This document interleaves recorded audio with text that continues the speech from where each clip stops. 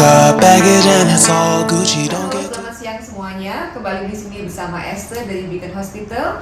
Dan siang ini sangat senang saya bisa ketemu dengan satu dokter yang sangat spesial. Ini dokter yang banyak menangani masalah-masalah yang sangat banyak di Indonesia. Mengenai apa? Tulang belakang. Nah, siapakah dia? Beliau adalah Dr. Turai Kumar Kania. Beliau adalah seorang konsultan orthopedic and spine surgeon di Beacon Hospital yang sudah di sini sejak tahun 2019 ya dok ya. Iya. Dokter ini masih muda tapi pencapaiannya sangat luar biasa. Boleh cerita sedikit tentang backgroundnya dok? Kuliah di mana, lulus di mana? Saya Dr. Turai Kumar. Halo semua. Saya sebagai pakar bedah tulang belakang dan juga pakar ortopedik. Saya telah berkhidmat sebagai pakar lebih kurang 12 tahun dan menjadi pakar bedah tulang belakang selama 8 tahun. Latihan saya adalah daripada di Korea dan Jepun dan juga di Malaysia dan banyak tempat lain. Wah, pengalamannya sudah banyak banget nih di Korea, Jepang, dan sekarang di Malaysia. Dan sebetulnya sudah banyak juga pasien Indonesia yang sudah jumpa dengan Dr. Turai dan thanks God sudah mendapatkan solusi untuk masalah tulang belakang. Oke, kita akan segera untuk masuk ke pertanyaan-pertanyaan yang mungkin ditunggu-tunggu ya. Oke, dokter, sebetulnya untuk masalah tulang belakang itu kan sangat banyak ya. Yep. Itu biasanya dari usia berapa ya yang banyak mengalami masalah tulang belakang? Masalah tulang belakang memang bermula daripada umur muda sampai yang tua. Mengikut umur-umur yang berlainan, masalahnya berlainan.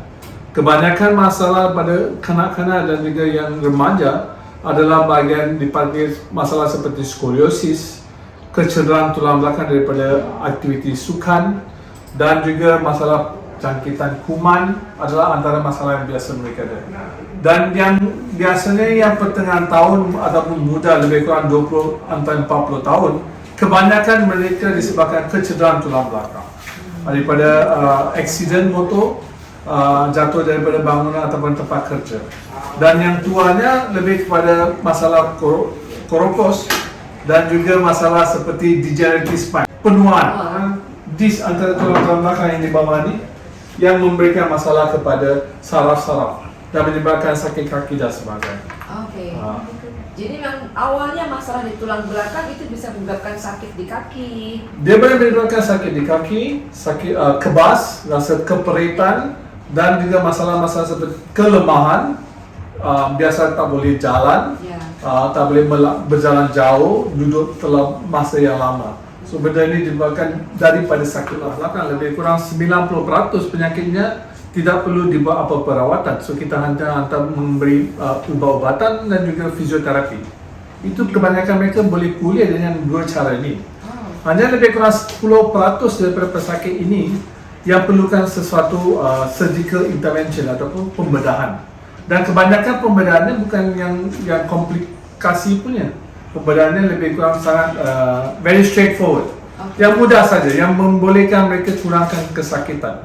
So dari segi konservatif dengan operasi, yang pentingnya keadaan mereka.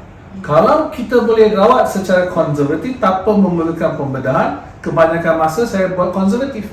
Sebab pembedahan spinal, dia ada risiko-risikonya sendiri. So kalau kita boleh, kita cuba elakkan. Tapi jika pesakit itu mengalami masalah yang menyebabkan kehidupan mereka terganggu dan menyebabkan keperitan yang tak boleh ditanggung, dan surgery adalah satu jawapan yang mudah yang menyebabkan kualiti hidup mereka lebih baik. Oke. Jadi kalau memang konservatif itu misalnya apa saja nih?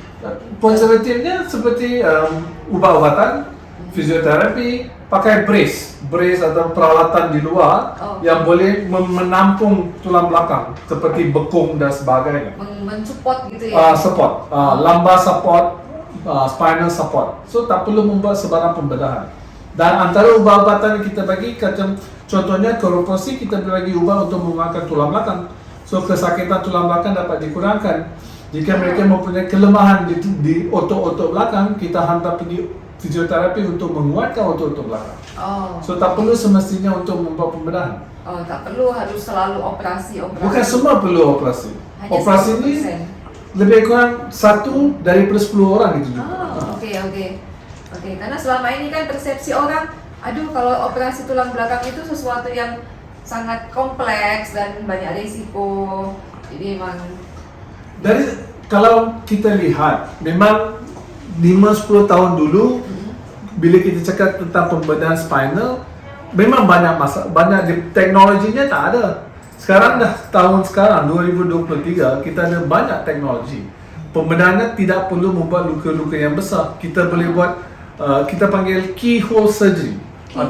Keyhole surgery atau dipanggil MIS, minimally invasive surgery, di mana pembedahannya tidak memberikan luka yang besar. Pembedahannya boleh dibuat di pagi, besoknya boleh pulang ke rumah. So, sesetengah pembedahan tidak perlu tinggal di hospital untuk berminggu-minggu. Ada yang antara 2-3 hari dah balik rumah, boleh balik Indonesia. Dan juga boleh buat berjalan di hari kemudian. Pembedahan boleh dibuat di pagi, dan tengah hari boleh berjalan. Benda seperti ini kita dah advance. Banyak perkembangan telah berlaku. So, teknologi ini masih ada. So, dari segi pembedahan, risikonya banyak dikurangkan dan dengan perkembangan seperti ini. Sangat melegakan lah ya kalau kita dapat informasi seperti ini. Oh ya dok, kan banyak di anak-anak zaman sekarang itu mengalami tulang yang bengkok, skoliosis. Yes. Itu biasanya solusi apa yang bisa dibuat untuk skoliosis? Yang pentingnya, bila seseorang kadang-kadang yang ada skoliosis perlu menjumpa doktor spinal dan mendapat penilaian yang betul. Sama ada skoliosis ini perlu dibuat rawatan dengan segera atau sesuatu yang boleh kita hantar pergi fisioterapi. Kebanyakan mereka bila mereka sedar ada skoliosis, bila dia jumpa doktornya pada waktu yang lambat. Dan pada masa itu kita mungkin tidak dapat membuat pembedahan, kita terpaksa membuat pembedahan untuk membetulkan kebengkokan. Kalau kita jumpa pasien itu, pesakit itu pada awalnya, kita boleh memberi mereka brace. Certain brace they can wear yang boleh dipakai untuk membetulkan kebengkokannya, posturnya. Dan brace ni kalau dipakai dengan cara yang betul, pembedahan dapat dielakkan. Apakah ada gejala-gejala yang dokter bisa lihat dari fisik? Fisiknya senang saja. Bila kamu melihat, kebanyakan skoliosis 70% hingga 80% skoliosis ada budak perempuan. Hanya lebih kurang 20% ada budak lelaki. Penyakit ini lebih kepada yang wanita. Sebabnya kita tak tahu, tapi memang dia cenderung kepada wanita.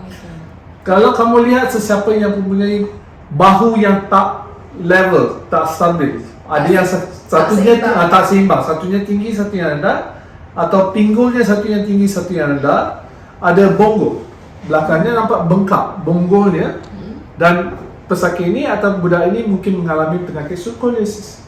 Itu senang saja. Bila you lihat kalau bahunya tak seimbang, pinggul tak seimbang, bongkolnya ada, kemungkinan besar ada skoliosis.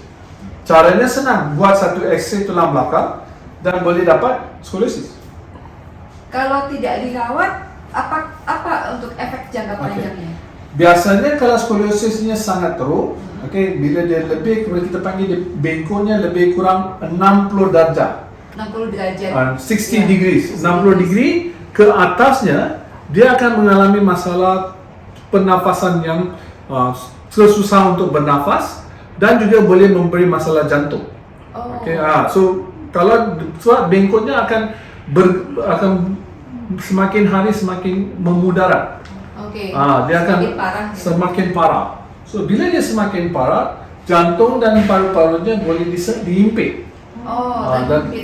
Dan kanak-kanak ini selalu mengadu susah nafas. Bila mereka lari lepas bersukan, dan mereka akan datang mengatakan, ayah, bapak susah nafas. So benda macam ni lah yang perlu kita khawatir. Dan pada jangka yang lama mereka boleh mengalami masalah paru-paru dan jantung. So pembedahan ini boleh membetulkan keadaan. Betul. Terus satu lagi, di Indonesia itu sepertinya banyak yang mengalami TB spine. Banyak.